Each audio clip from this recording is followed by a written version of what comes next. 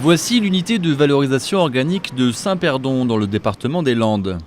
Ici, 22 000 tonnes d'ordures ménagères sont traitées chaque année.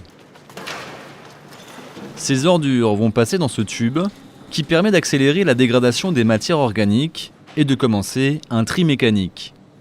En sortie de ce tube de préfermentation, en fait, les déchets ils sont restés pendant 3 à 5 jours et donc ça a tourné, ça s'est dégradé, écrasé. Les sacs se sont ouverts et donc tous les différents éléments sont tous ouverts et mélangés.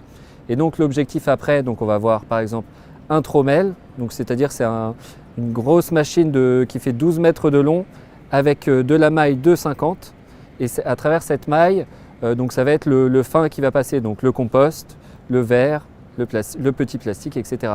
Alors que ce qui va passer au-dessus de cette maille, c'est tout ce qui est dit refus OPCI. OPCI pour nommer les déchets qui ont un haut pouvoir calorifique.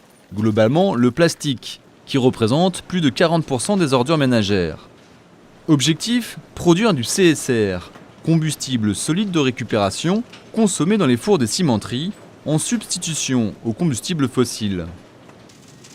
Après le passage dans le tube, tout un ensemble de machines permettent de séparer le plastique des autres matières, comme le fer ou le verre.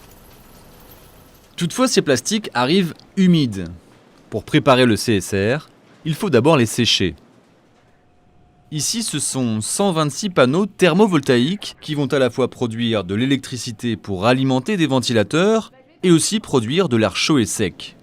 Donc on a toute l'air qui va être l'air extérieur qui va être pris sur le faîtage du bâtiment et qui va circuler sous les panneaux, entre le bac acier et les panneaux, du faîtage jusqu'au bas de pente.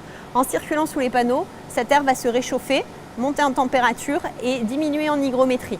On va avoir un air chaud et sec qui va être optimal pour le séchage. On a ensuite un système de ventilation, donc c'est ces ventilateurs qui aspirent l'air et ces ventilateurs vont ensuite distribuer l'air. Ils vont mettre l'air en pression dans un couloir de distribution qui va permettre d'alimenter les cellules de séchage que vous voyez juste derrière. Les panneaux vont permettre ainsi d'augmenter la température de l'air de plus 5 à plus 15 degrés et de diminuer de façon conséquente le taux d'humidité. Donc on leur fait passer de 30% d'humidité en sortie d'usine à 18%.